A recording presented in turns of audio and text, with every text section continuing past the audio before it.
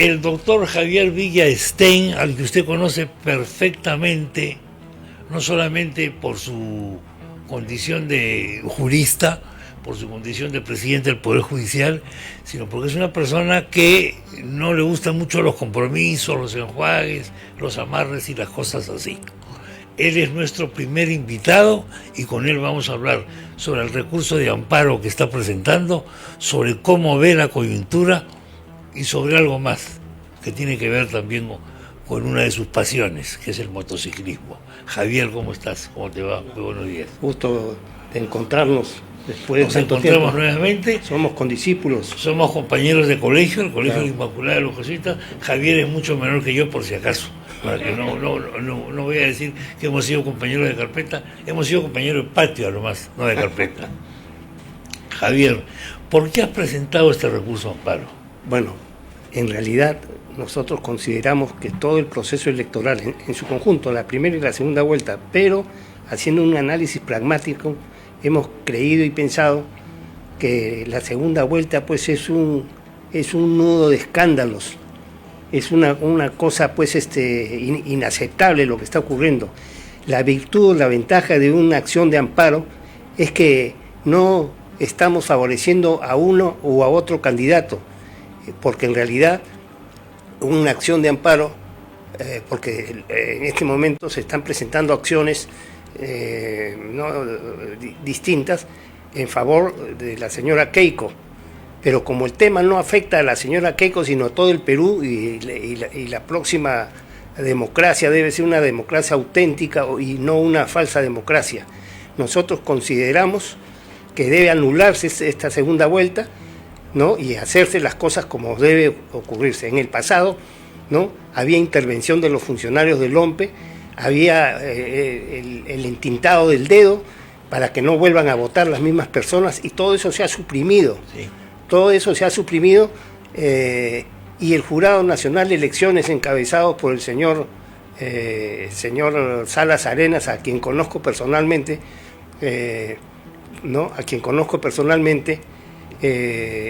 está muy mal manejado. Entonces, ¿Está mal manejado por insuficiencia de conocimientos o por interés político? No, yo creo que esto se viene incubando desde el gobierno de Vizcarra, y creo que es por interés político. Esto no significa que sin perjuicio de eso haya falta de capacidad también, ¿no? Porque a veces para ser siniestro hay que ser más inteligente, ¿no? Y el señor Salas Arenas les aseguro que no es siniestro, pero sí puede estar siendo teledirigido, si se quiere, por fuerzas ya no ocultas, sino completamente visibles, que es la izquierda organizada y la izquierda caviar oportunista, ¿no? Lo que te van a decir, entre otras cosas, es que lo que no está en el acta no es de este mundo. O sea que si no ha habido observaciones en el acta, objeciones en el acta y recursos sobre el acta electoral en sí, no existe, no hay nada que discutir, Bueno, no hay ninguna irregularidad. Manuel González Prada decía: si me acusara de haberme robado la catedral, las torres de la Catedral de Lima, huiría despavorido temiendo el fallo de los jueces, puesto que el juez no puede soslayar la realidad. La realidad forma parte de lo que debe apreciar un juez, principio de primacía de la realidad. En tu recurso enumeras una serie de hechos que te llaman la atención y que le han llamado la atención a mucha gente. Esto hay que decirlo con claridad, por lo menos a un sector muy importante de la población, porque este no es un asunto técnico, esto es técnico también, pero es básicamente de principio. ¿Qué aspecto de la elección de la segunda vuelta es el que más te ha chocado? Los fraudes, las distorsiones en las actas, la pluralidad y unidad de firmas, en fin, todo lo que está ocurriendo en esta segunda vuelta es, para usar una expresión descolorida, es un asco lo que está ocurriendo. En la penosa hipótesis de que tuviese que proclamarse un candidato como presidente o presidenta, sí, entra deslegitimado, él o ella, sí, entran deslegitimados completamente, porque se ha burlado la voluntad popular, y eso es un delito. Ese es un delito grave del que van a tener que responder inclusive los miembros del Jurado Nacional de Elecciones, Sí. porque una forma de delinquir es hacerse la vista gorda. Otra forma de delinquir es la coautoría y otra es la autoría mediata, en virtud de la cual instrumentalizo o dejo que se instrumentalice operadores, ¿no?, para distorsionar el voto popular. Esto me hace recordar en algunos aspectos a la elección del 2000, en el que había una sensación también de mucha inquietud en la gente, ¿no? ¿Recuerdas aquella elección que terminó en un mano a mano entre Fujimori y Toledo? Y mucha gente tenía la sensación de que esto estaba mal, de que esto era irregular, etcétera. Se le proclama a Fujimori, llega a jurar Fujimori en medio de una batahola que había en la calle y al final todo se descalabra. Así es. ¿Crees que eso pueda ocurrir algo parecido? Claro, sí, así es. No, y Toledo, pues todo el mundo sabe qué cosa era, ¿no? Claro, no, pues estamos hablando del Toledo que en ese momento insurge, sí, y también habla de irregularidades, etcétera. También se le dice, pero eso no está en el acta.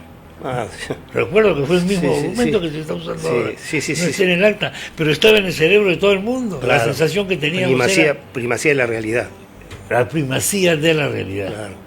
¿Qué trámite va a seguir este recurso de amparo, Javier? Bueno, esto tiene que ser calificado por el juez y ojalá que se califique rápidamente, aunque no son lo suficientemente veloces los jueces, porque también viene el otro tema, de que tienen miedo de adelantarse a otros recursos presentados antes, pasando por alto el principio de la importancia, porque hay asuntos que tienen importancia nacional, ¿no?, y otros que tienen una importancia de menor entidad. ¿Qué plazo hay para que te respondan? Debe ser rápido. Rápido. Debe ser rápido. ¿Qué ocurre? ¿Por qué tiene que ser rápido? Porque esos son recursos extraordinarios. Claro. ¿No? Es como el habeas corpus. Si no reacciono rápido, se puede morir una persona. Sí, sin duda, sin duda. ¿No? ¿Podríamos llegar al absurdo de que tu recurso se absuelva después de haber proclamado al presidente o presidenta? Todo es posible en este país, porque estamos en el Perú, te lo recuerdo. ¿Ah? ¿Qué opinas de las decisiones que está tomando el jurado de elecciones y que tiene que ver con el Poder Judicial, evidentemente, ¿no es cierto? Sí, pues. Porque hay una intervención del Poder Judicial en el jurado de elecciones, e inclusive se está faltando el delegado de los abogados, el colegio de abogados. Bueno, el tema es que esto que está ocurriendo ahora se ha incubado desde Vizcarra. Esa es mi concepción. Se ha involucrado a la señora Portocarrero. Sí. Yo gané 2 veces las elecciones, sí, y no me proclamaron. No me proclamaron. Me tenían pánico, lo digo con modestia. ¿Por qué? Porque ellos sabían, pensaban, intuían, sospechaban, ¿no?, que yo no iba a permitir porquerías, ¿no? Entonces, y la señora se ha enquistado prácticamente, se ha enquistado en el poder, y esto va a dar lugar a acciones penales en su oportunidad. Acciones penales. En su oportunidad, porque... O sea, acá hay materia delictiva. Delictiva completamente. Hay usurpación de funciones y habría que ver el manejo económico que se ha dado en estos meses, porque el manejo económico no lo puede hacer quien ya perdió el cargo, y quien está deslegitimado. Y como consecuencia de esta dictadura del Colegio de Abogados de Lima, no ha podido elegirse a un 5º miembro del Jurado Nacional de Elecciones, y esta es una de las razones por la que está nuevamente deslegitimado que podría haber cambiado las cosas, quizás. Completamente. El delegado del Colegio de Abogados, el representante del Colegio de Abogados. Claro. Además, a Salas Arenas, como yo siempre he dicho, se le arquea la ceja y hace lo que uno piensa, porque no es muy decidido al respecto, ¿no? Esto es una falla, evidentemente, que va a pesar. El día de mañana esto va a pesar. Esto va a tener consecuencias, pues esto va a tener consecuencias penales. Sí, ¿no? Penales. Yo el otro día presentaba una hipótesis, claro que evidentemente es una fantasía, pero ¿qué ocurre si se proclama a un candidato y el día de mañana, primero no se revisan las actas y no se presenta el padrón de electores, que es lo que se ha pedido por parte de Fuerza Popular. Y se le proclama a Castillo, por ejemplo, y dentro de un mes o 2 meses después sale un informe periodístico que ha revisado las actas o que ha revisado el padrón electoral y dice que ha habido tantos miles de votos falsos. ¿Qué pasaría? Bueno, acá el principio jurídico es quod nullum est, nullum effectio producit. Lo que es nulo, ningún efecto produce. Si eso es así, en ese momento, el Congreso de la República tendría que dejar sin efecto ese nombramiento, asumir el presidente del Congreso entrante y convocar en el plazo de 90 días nuevas elecciones de segunda vuelta. De segunda vuelta, claro. Solo de segunda vuelta. En tu recurso de amparo, ¿qué consecuencias trae? Si se aprobase el recurso de amparo, tendríamos una figura similar a esta también. Sí, similar. ¿No? Porque no apunta a anular todas las elecciones, en cuyo caso se afectaría al Congreso elegido. Pero ¿qué pasa? Que lo del Congreso elegido es un hecho consumado, ya recibieron las credenciales, sí, son electos. En consecuencia ya son electos. Electos. Lo que se tendría que ocurrir es que a partir del 28 de julio se defenestra al señor Sagasti, porque deja de ser todo, deja de ser congresista y deja de ser presidente encargado de la presidencia, porque nunca ha sido presidente de la República. Él solo está ahí para abrir y cerrar el despacho. Esa es la verdad de las cosas, es un encargado de la presidencia. Y una vez que eso ocurre, el presidente electo del Congreso asume la presidencia de la República, ¿no?, en el modo establecido por la Constitución, y convoca en el plazo de 90 días elecciones. Elecciones. Que pueden ser elecciones generales, pero presidenciales. Presidenciales. No ya del Congreso. No. ¿Es factible? Sí, es factible. ¿Tú crees que realistamente esto puede funcionar? Podría funcionar. Pues depende de cómo reacciona el Poder Judicial. Porque en este momento el Poder Judicial debería actuar como una garantía suprema y reivindicar su papel histórico.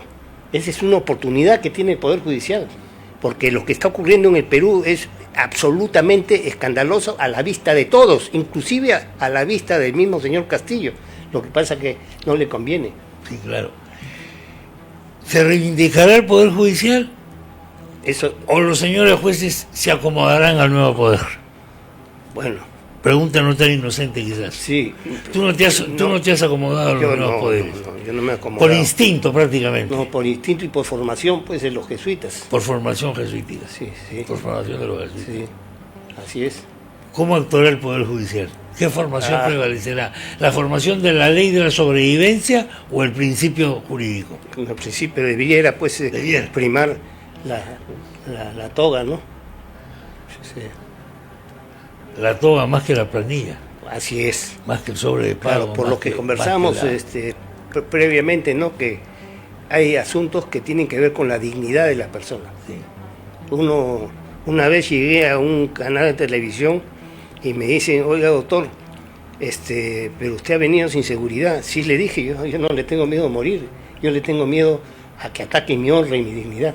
Porque me había acusado unos caviares de ojo vivo, de ojo público, que yo tenía 2 millones, entonces yo salí a la televisión y dije, no, yo no tengo 2 millones, no, pero no tengo 2 millones, no es verdad, tengo el doble. ¿Ah? Esa es la verdad de las cosas, tenía el doble pues, pero todo como corresponde. ¿Ah? Se quedaron mudos hasta ahora. ¿Ah? En motos, ¿cuántos millones tienes o has tenido? ¿Cuántos millones de kilómetros? Kilómetros. He recorrido todo el Perú, he llegado hasta Chile, he ido hasta Ushuaia, que queda en el confín de la tierra, a 4.000 kilómetros del Polo Sur, del epicentro del Polo Sur. La última ciudad del planeta. Última ciudad insular, porque Punta Arenas es la última ciudad continental, que también he ido en la moto, al norte hasta Ecuador. En fin, yo he recorrido bastante. ¿De dónde te nace la afición por las motos? Bueno, esa es una cuestión pues que desde chico, como se dice, ¿no? ¿Tenías moto de niño o de adolescente? De joven, de adolescente, sí. Desde muy joven. Sí, y bueno, en mis años mozos me iba a la universidad en moto, o después me iba a trabajar en moto, y todo lo hacía en moto. ¿Tu padre qué opinaba de que tú fueses tan aficionado a a las motos? Mi padre pues era un hombre muy prudente, entonces no intervenía en esas cosas, ¿no? Ya. No intervenía en esas cosas. Prefería que el imprudente fuese su hijo. Sí, sí. ¿Cuántas motos has tenido? He tenido 5. 5. ¿Ahora qué motos tienes? Ahorita tengo una BMW GS 1200. Ok. Y tengo una scooter BMW. Correcto. Tengo una Yamaha 700 y tengo la BMW GS 1200. O sea, tengo en realidad... Mientras estábamos esperando para ingresar al programa, me has contado algo que realmente hasta ahora no lo computo bien.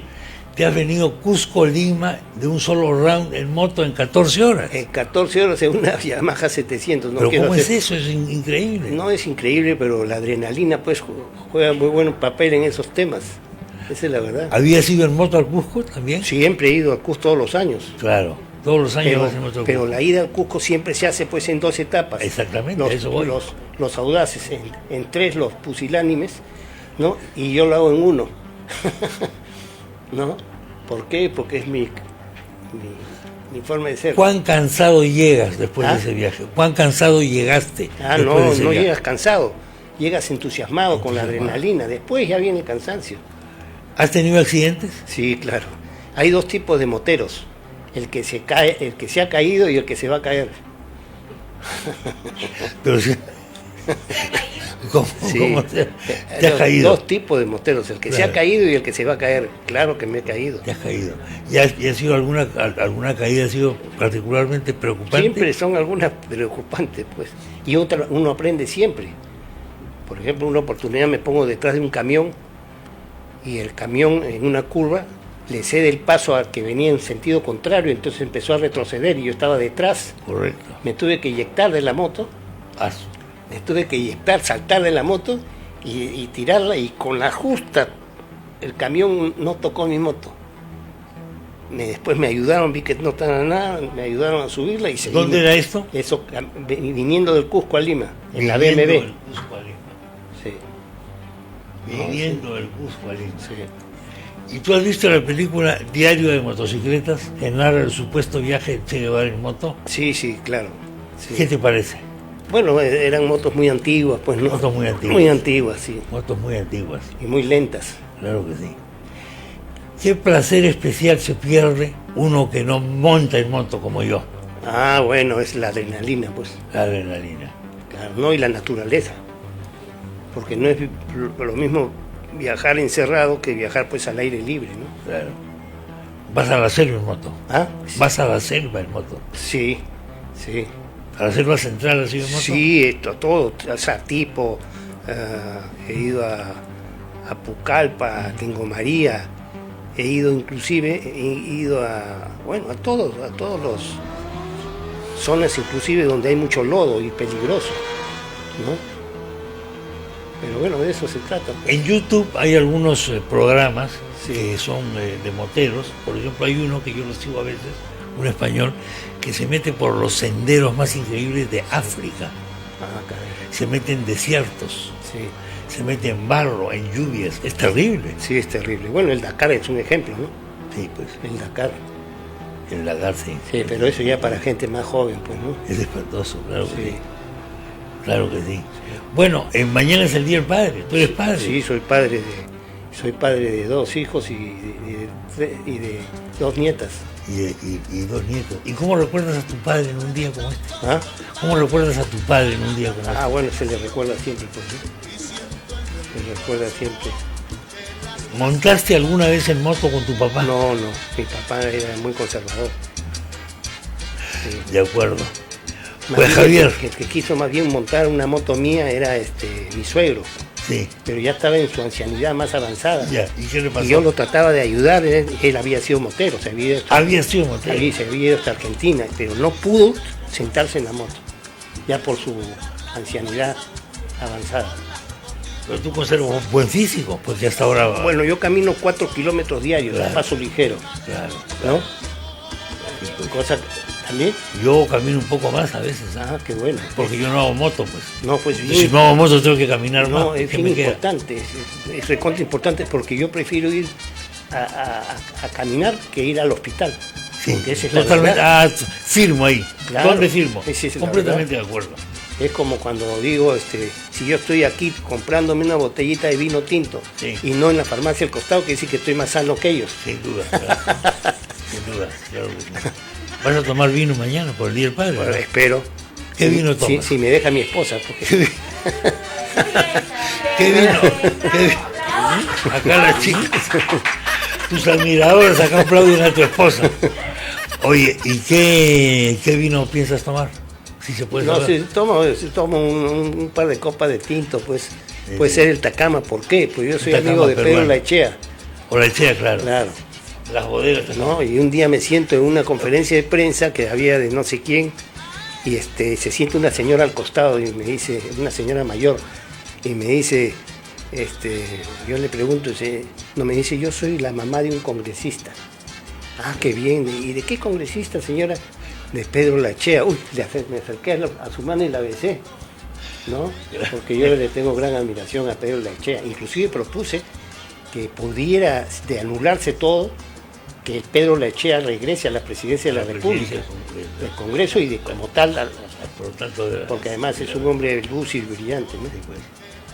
Me gustaría añadir en relación con temas anteriores Dale, que por la favor. operación, que el pronunciamiento de Lourdes Flores ha sido extraordinario, Sí. bien lúcida, y encima ha puesto recursos propios para abundar en el tema de la